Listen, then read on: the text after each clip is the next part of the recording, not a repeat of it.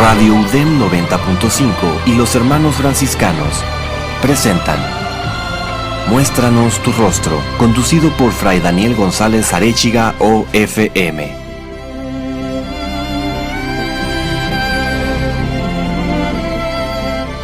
Muy buenas tardes, hermanos y hermanas, paz y bien. Les saludo desde la ciudad de Monterrey, Nuevo León, y les doy la más cordial de las bienvenidas a todos ustedes, estimados radioescuchas. Gracias por sintonizarnos en esta su estación XHUDEM 90.5 FM y su programa Muéstranos tu rostro, conducido por su servidor y amigo Fray Daniel González Arechiga. Y por supuesto agradezco que nos acompañe desde los controles de radio nuestro hermano Sergio Becerra, como cada jueves.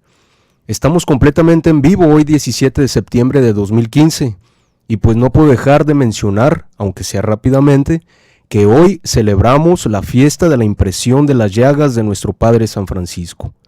Hacemos recordatorio de este suceso tan importante, donde Jesucristo el Señor, en un monte llamado Albernia, le regaló el gran don a Francisco de Asís de poseer sus llagas. Esas heridas sangrantes que se convirtieron en una experiencia profunda de amor. Así que estamos alegres por ello. Ya habrá oportunidad para dedicarle un programa completito a este tema tan franciscano. Y bueno, como todos saben, hace 8 días, precisamente aquí en la ciudad de Monterrey, estuvimos de fiesta porque vivimos y fuimos partícipes de nuestro 6º Congreso Eucarístico Nacional, con diferentes expositores y temas, todos de corte eucarístico, por supuesto.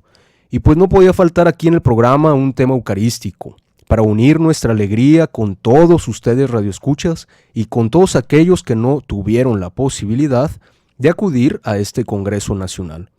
Así pues, ya desde el jueves pasado hablábamos y les compartíamos, Fray Raudel y un servidor, el tema que lleva por título Jesús, el pan de vida. Hoy no está Fray Raudel, pero tendré la continuación del tema, la segunda parte y sus conclusiones. Antes de comenzar, quisiera dar lectura a un extracto de la secuencia que leemos el día jueves de Corpus Christi, que dice así: hay cosas que no entendemos, pues no alcanza la razón, mas si las vemos con fe, entrarán al corazón. Bajo símbolos diversos y en diferentes figuras, se esconden ciertas verdades maravillosas y profundas. Su sangre es nuestra bebida, su carne es nuestro alimento, pero en el pan o en el vino, Cristo está todo completo. Quien lo come no lo rompe, no lo parte ni divide. Él es el todo y la parte, vivo está en quien lo recibe. Puede ser tan solo uno el que se acerca al altar, o pueden ser multitudes. Cristo nunca se acabará. Amén. Y continúa el texto, pero creo que es hora de compartir el tema del día, Jesús como pan de vida. Y bueno, pues hace 8 días les platicaba Fray Raudel y un servidor que el capítulo 6 del Evangelio de Juan es clave para comprender el significado de la Eucaristía para nuestra vida de fe. En este capítulo 6, el evangelista nos presenta a Jesús como pan de vida a través del signo de la multiplicación de los panes y luego también lo hace a través de un largo discurso de Jesús. Para profundizar la reflexión, dividiremos el texto en 4 partes. La primera, como ya lo vimos hace 8 días, la titulamos Jesús da de comer a la multitud, que abarca el capítulo 6 de los versículos 1 al 15. Y bueno, decíamos que esta escena de la vida de Jesús, conocida como la multiplicación de los panes, que estoy seguro que ustedes ya lo conocen, es un relato que figura en los 4 evangelios, señal de su importancia y mensaje. Juan, entonces, ubica esta escena en donde, cerca del lago de Galilea, cerca de la ciudad de Tiberíades. Resaltemos en este texto solamente para recordar que mucha gente acudía a verlo y escucharlo, pero lo buscaban precisamente porque sanaba a los enfermos, porque daba de comer.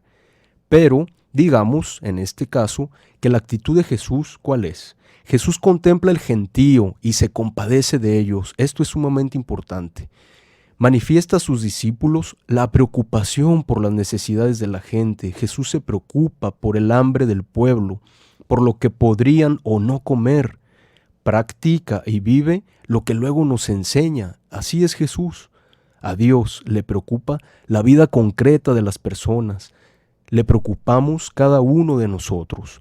Es interesante descubrir que Jesús no se queda en el diagnóstico de la situación según este relato, al decirle que la gente tiene hambre, sino que atiende inmediatamente y se compromete a sí mismo y a sus discípulos también a buscar una solución a dicho problema o a dicha situación. Otra característica que vimos en ese relato, solamente para recordar, es que Jesús interviene tomando la iniciativa. Es decir, les da instrucciones a sus discípulos y a la gente que se siente en grupos. Las soluciones podemos comprender y resaltar que no son individuales, sino comunitarias. Jesús organiza a la gente, les enseña a compartir. ¿Qué quiere decir todo esto? Nos enseña de que solos no podemos andar por la vida, necesitamos del otro, vivir con el otro. Este acontecimiento tiene un significado muy profundo, pero en sí mismo, pues no fue un milagro de multiplicación, sino que es todavía más trascendental. Esto es un extraordinario ejemplo del hecho de compartir. Y así terminábamos la semana pasada diciendo esta primera parte.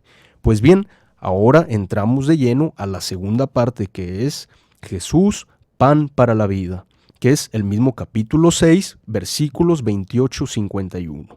Voy a dar lectura al texto evangélico, pongan mucha atención, para después explicar algunos elementos que son muy importantes. Dice el texto: entonces le preguntaron, ¿qué tenemos que hacer para trabajar en las obras de Dios? Jesús respondió, la obra de Dios es esta, creer en aquel que Dios ha enviado. Le dijeron, ¿qué puedes hacer? ¿Qué señal milagrosa haces tú para que la veamos y creamos en ti? ¿Cuál es tu obra? Nuestros antepasados comieron el maná en el desierto, según la Escritura, se les dio a comer pan del cielo. Jesús contestó, en verdad les digo, no fue Moisés quien les dio el pan del cielo, es mi Padre el que les da el verdadero pan del cielo. El pan que Dios da es aquel que baja del cielo y que da vida al mundo. Ellos dijeron, Señor, danos siempre de ese pan. Jesús les dijo, yo soy el pan de vida, el que viene a mí nunca tendrá hambre, y el que cree en mí nunca tendrá sed. Sin embargo, como ya les dije, ustedes se niegan a creer aún después de haber visto. Todo lo que el Padre me ha dado, vendrá a mí, y yo no lo rechazaré al que venga a mí, porque yo he bajado del cielo, no para hacer mi voluntad, sino la voluntad del que me ha enviado. Y la voluntad del que me ha enviado es que yo no pierda nada de lo que Él me ha dado, sino que lo resucite en el último día. Los judíos murmuraban porque Jesús había dicho, yo soy el pan que ha bajado del cielo. Y decían, conocemos a su padre y a su madre, ¿no es cierto? Él no es sino Jesús, el hijo de José. ¿Cómo puede decir que ha bajado del cielo? Jesús les contestó, no murmuren entre ustedes. Nadie puede venir a mí si no lo trae el Padre que me envió. Y yo lo resucitaré en el último día. Está escrito en los profetas, serán todos enseñados por Dios. Y es así como viene a mí toda persona que ha escuchado al Padre y ha recibido su enseñanza. Pues, por supuesto que nadie ha visto al Padre, solo aquel que ha venido de Dios ha visto al Padre. En verdad les digo, el que cree tiene vida eterna. Yo soy el pan de vida. Sus antepasados comieron el maná en el desierto, pero murieron.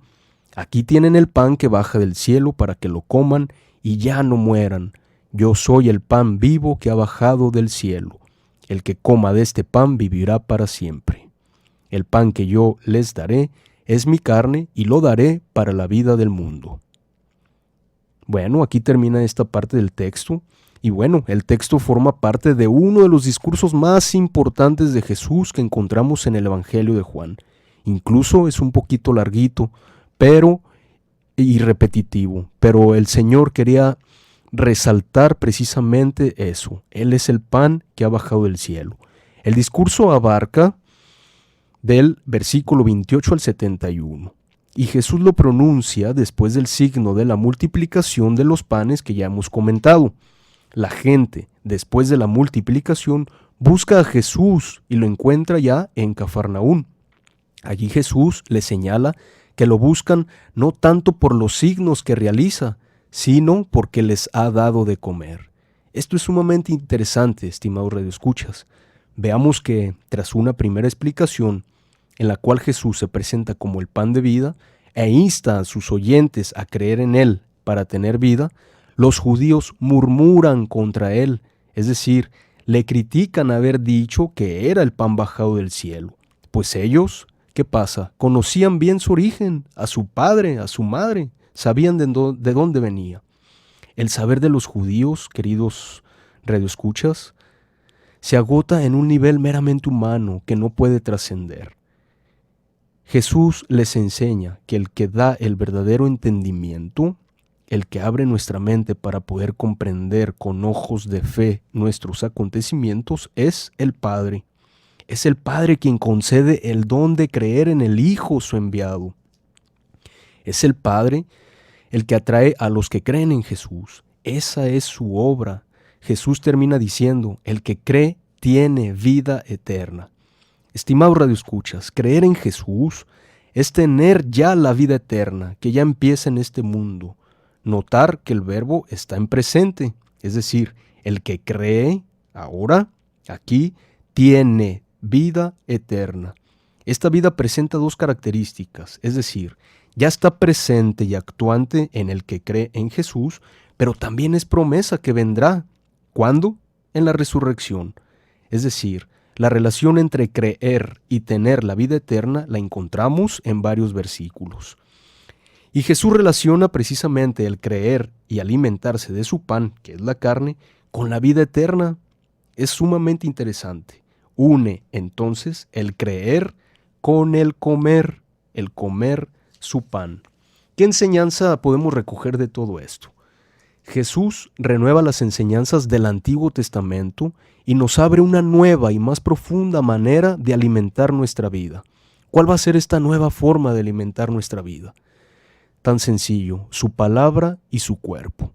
El texto desemboca en una clara alusión a la Eucaristía, que es el alimento para nuestra fe. Las palabras de Jesús, entonces, nos ayudan a revisar nuestro compromiso hoy, aquí, en el ahora, con la Eucaristía. Es decir, ¿realmente es el centro de nuestra vida de fe la Eucaristía? ¿Y dónde Dios para alimentar nuestra vida y encontrarnos la salvación que nos promete? Esa podría ser la enseñanza en estos versículos. Y bueno, entramos a la tercera parte, titulada Jesús, pan verdadero. Dice el texto, yo soy el pan vivo que ha bajado del cielo. El que coma de este pan vivirá para siempre. El pan que yo daré es mi carne, y lo daré para la vida del mundo. Los judíos discutían entre sí, ¿cómo puede éste darnos a comer carne? Jesús les dijo, en verdad les digo que si no comen la carne del Hijo del Hombre y no beben su sangre, no tienen vida en ustedes. El que come mi carne y bebe mi sangre tiene vida eterna, y yo lo resucitaré el último día. Mi carne es verdadera comida, y mi sangre es verdadera bebida. El que come mi carne y bebe mi sangre, permanece en mí y yo en él, como el Padre, que es vida, me envió, y yo vivo por el Padre, así quien me come vivirá por mí. Este es el pan que ha bajado del cielo, pero no como el de vuestros antepasados, que comieron y después murieron. El que coma este pan vivirá para siempre. Así habló Jesús en Cafarnaún, enseñando en la sinagoga. Ahí termina el texto. Bien, analicemos un poquito más. Los versículos 51 al 59, estos que acabo de leer, nos presentan la última parte del discurso. Se repiten precisamente, si pusieron atención, los temas que viene exponiendo Jesús. Es decir, el alimento que Jesús propone es su propia carne y lo repite bastante, de una manera muy característica. Y resalta que quien coma este alimento permanecerá en el Señor y el Señor permanecerá en él. ¿Qué enseñanza podemos sacar de estos versículos, de estos 8 versículos que acabo de leer? Podemos decir en una sola palabra que los que coman del alimento de Jesús vivirán del mismo modo que Jesús vive por el Padre que lo envió. Eso es sumamente importante. Jesús compara y señala la diferencia fundamental entre su propuesta y el maná recibido por los israelitas en el desierto. Es decir, el pueblo comió el maná, pero hay un punto sumamente importante. Murió al comer, al alimentarse pues de ese maná, murió. Y ahora el que come, es decir, el que recibe, permanece y vive con él. Eso es lo característico. El que permanece y recibe el cuerpo de Cristo, vive con él, ya no muere, vivirá para siempre. ¿Qué significa vivirá para siempre? Que participaremos de la vida de Jesús, en el aquí, en el ahora y también con la esperanza de la resurrección. Las palabras de Jesús nos animan a revisar nuestra adhesión a su proyecto. En el camino del seguimiento de Jesús, mis hermanos, el alimento verdadero es la Eucaristía y su palabra. Ellas nos acercan al Dios de la vida y nos ayudan a permanecer unidos a Él y Él, precisamente, habitando en nosotros. Bien, pasamos al cuarto aspecto de nuestro tema, ya el último, que es creer en el Dios de la vida.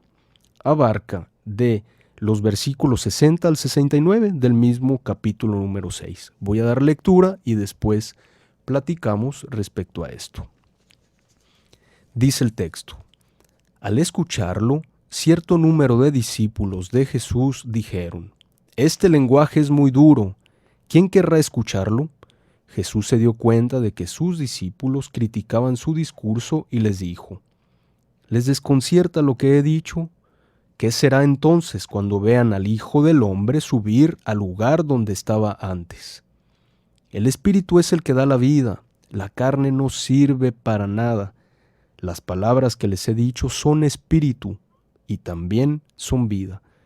Pero hay entre ustedes algunos que no creen», porque Jesús sabía desde el principio quiénes eran los que no creían y quién lo iba a entregar. Y agregó: «Como he dicho antes, nadie puede venir a mí si no se lo concede el Padre». A partir de entonces, muchos de sus discípulos se volvieron atrás y dejaron de seguirle. Jesús preguntó a los 12: «¿Quieren marcharse también ustedes?». Pedro le contestó: «Señor, ¿a quién iremos? Tú tienes palabras de vida eterna. Nosotros hemos creído y sabemos que tú eres el Hijo de Dios». Hasta aquí termina el texto, mis hermanos, el texto bíblico tal como está, como lo encontramos en la Sagrada Escritura. Pues bien, vamos a explicar un poquito de estos rasgos que acabamos de leer. Pongamos un poquito de atención para también escuchar las conclusiones. Los versículos 60 al 69 que acabamos de escuchar nos presentan el desenlace del discurso. Si se fijan, ustedes mismos ya pueden ir sacando sus propias conclusiones. La escena comienza con un cuestionamiento, con una pregunta de algunos integrantes de los discípulos. Es interesante. Algunos que ya le seguían a Jesús le hacen precisamente esta pregunta. El grupo que seguía a Jesús, entre ellos, sale esta pregunta. Y al conocer los cuestionamientos de los miembros de su grupo, Jesús los desafía. Si pusimos atención, vemos que Jesús es desafiante. Si les parece duro lo que acaban de escuchar, les dice: ¿qué reacción van a tener más adelante en un futuro? Cuando vean que el camino al cual me dirijo es hacia la cruz.